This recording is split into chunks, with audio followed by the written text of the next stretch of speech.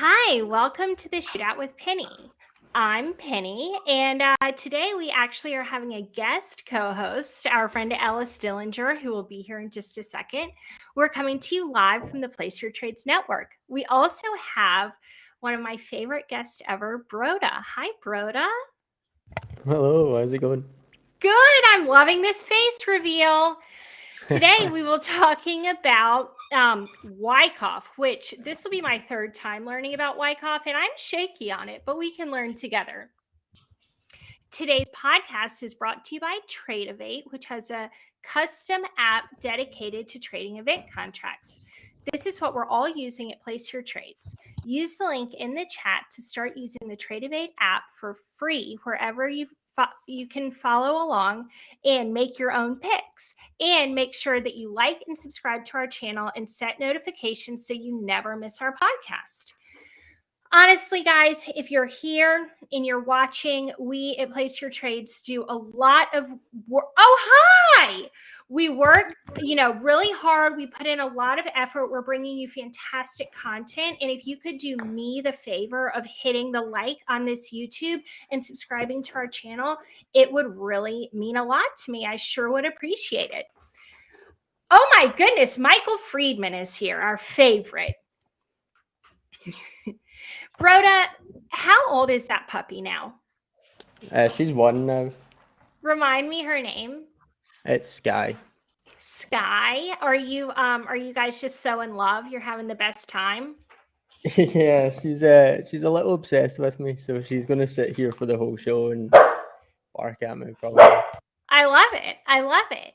So we all love Broda. So Broda and I met in MTA. Shout out to MTA, Mullins Trading Academy. And Broda is just a damn good futures trader and was teaching me about him long before I really learned about him myself. And I sure am thankful for you, Broda, and so happy to have you here. It's good to be here. So, did you trade today?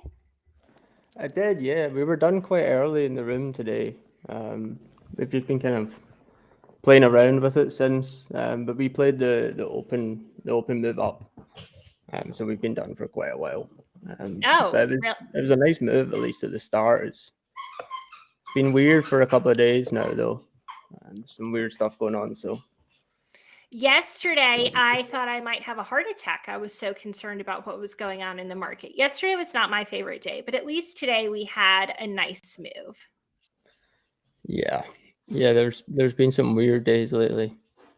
For sure. So, could you, for everybody who's new, I'm sure everybody who is here from MTA already knows what Wyckoff is, but could you just give me another general 2-minute, what is it?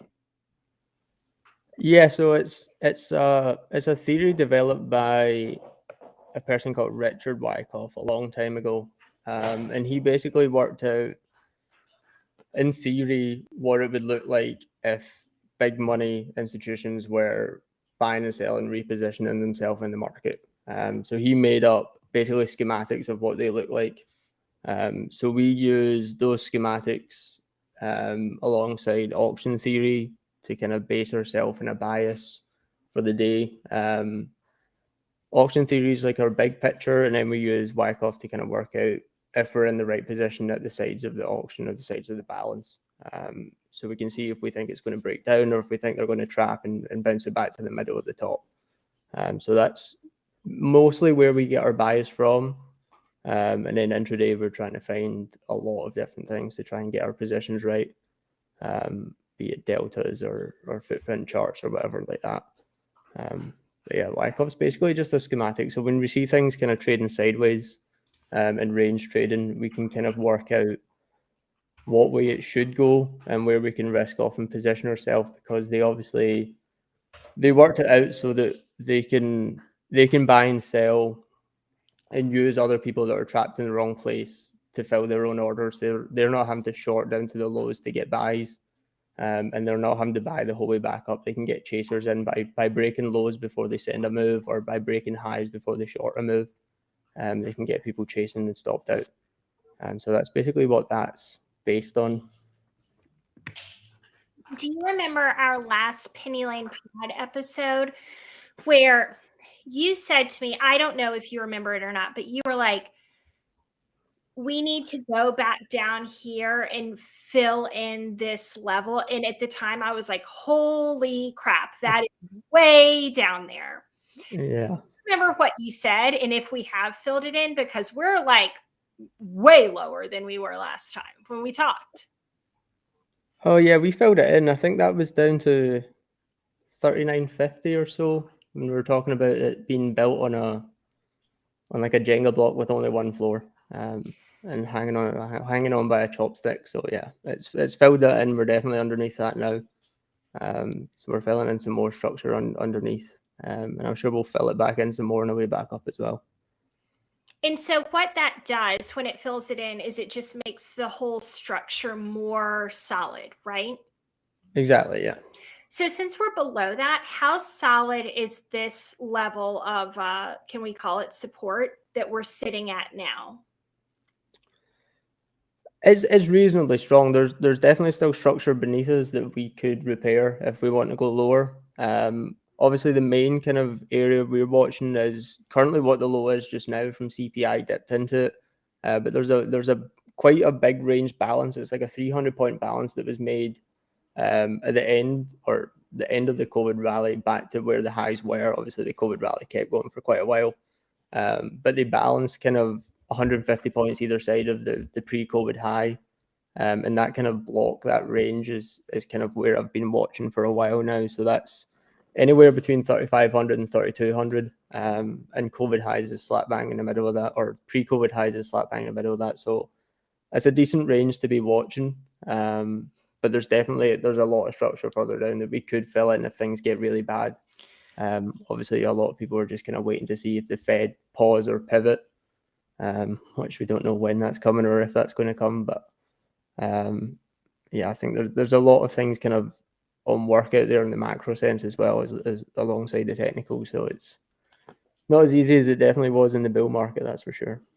For sure. Well, I just got a little chat here that my bestie Ellis is joining us. Alex, do you mind bringing him in? Ellis, hey. Hi. You're looking good, Blaine. I see all Dre. You got the new HD camera and everything. I'm ready to roll. I'm serious now. Ellis, do you know Broda? Have we interviewed him together before? I feel maybe we have. Not that I remember. He's just a more handsome Mystic Trades. So so handsome. And how much do you love the accent? How much?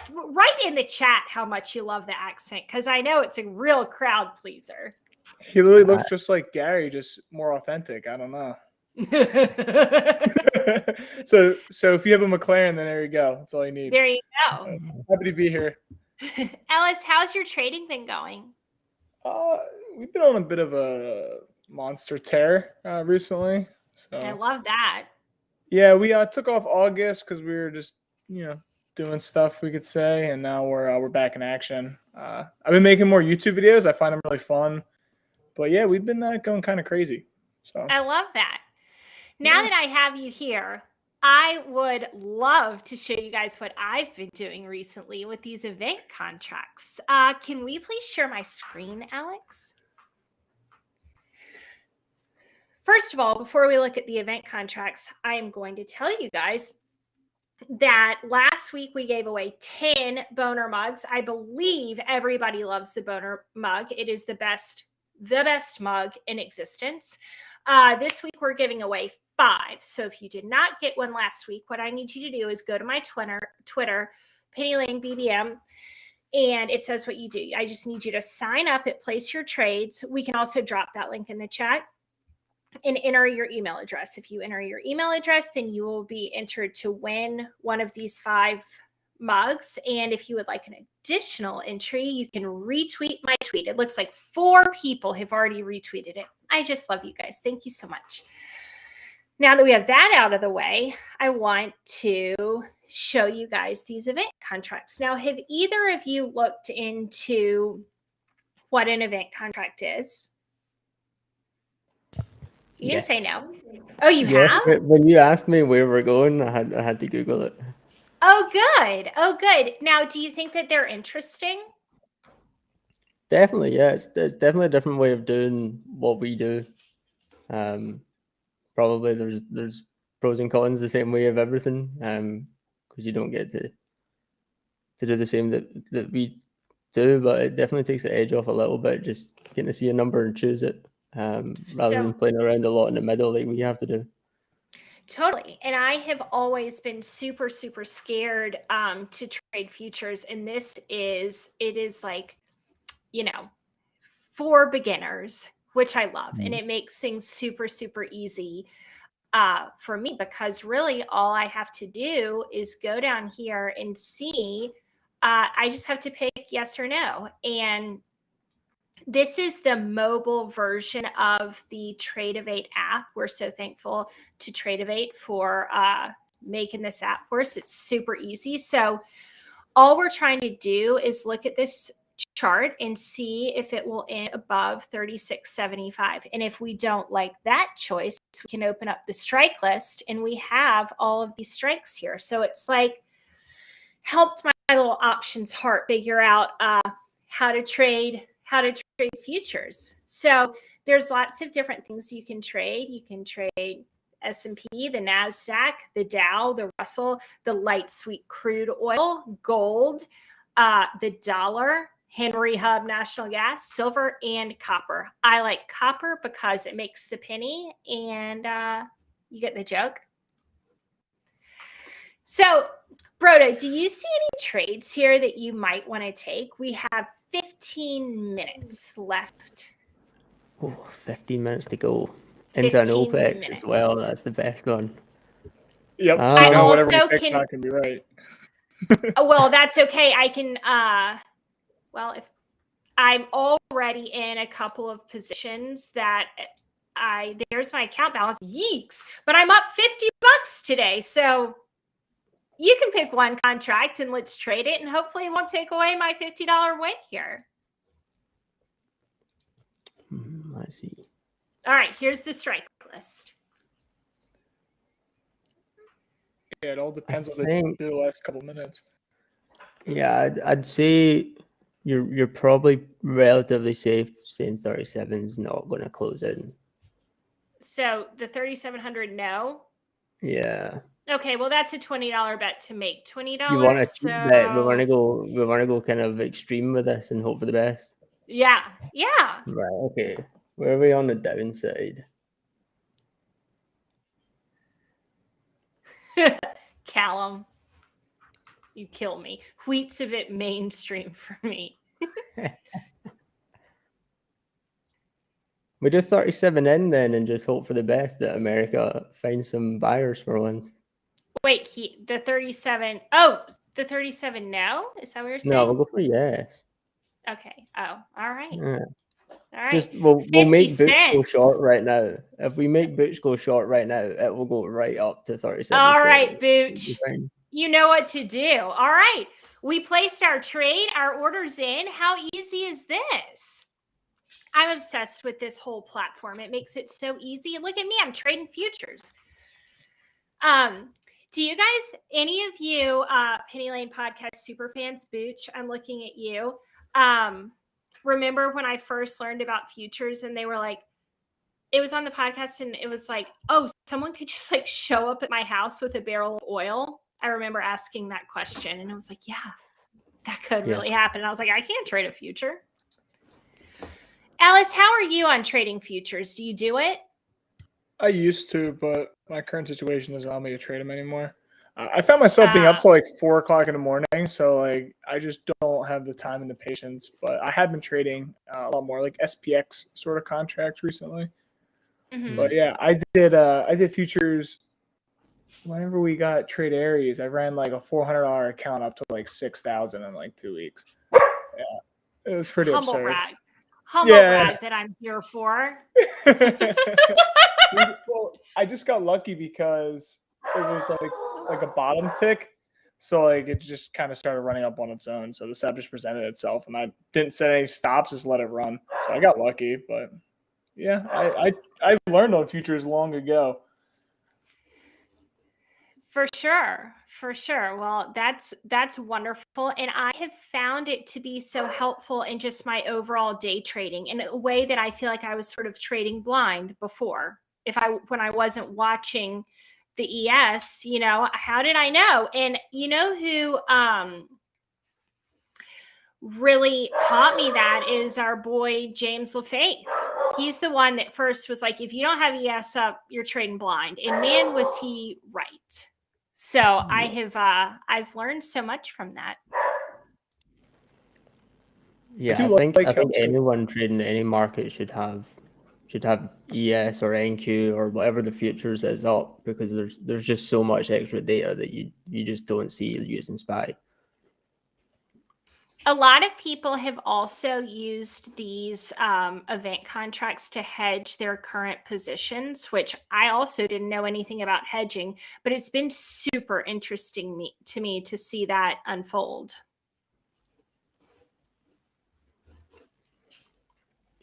I think I saw Merit Black was hedging a position using these. I think it was last week. Totally. He's a good futures trader. Yeah, we're so lucky to have him here on the network. Well, guys, as we close in the spirit of it, well, actually, before that, Broda, where do you think we're going in the market over the next month? If you had to make a prediction, what are you looking at for the next month? I think it's a bit more two-way options, to be honest. I've kind of put a roof on it just now of 3,900. I don't think we're going above that in the next month. I think we'll probably get our Santa rally, so we might get a bit of an extension on the top side. We'll see what the Fed do the next FOMC, but I think the low could possibly hold for at least a few weeks longer this time. But there's really weird stuff going on right now with bonds and with the volatility. So everyone's kind of fighting themselves and each other in the market. So it's hard to guess where it's going. We're a lot shorter time frames right now, especially in the room. How's the room going? I haven't been in there trading. You guys bonding and doing great in there? Oh yeah, we're mad. No one understands what we're talking about half the time, but yeah, most of the room's green every single day. I think we had 3 days in a row where everyone was green.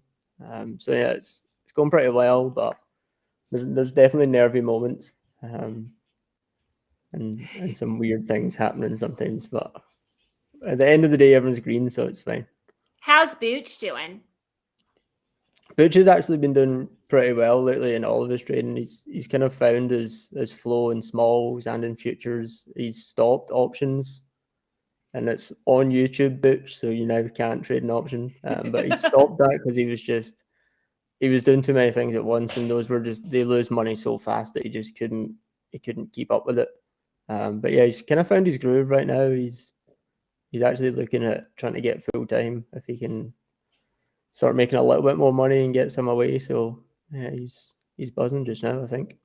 Oh, that's so exciting, going full time, Booch.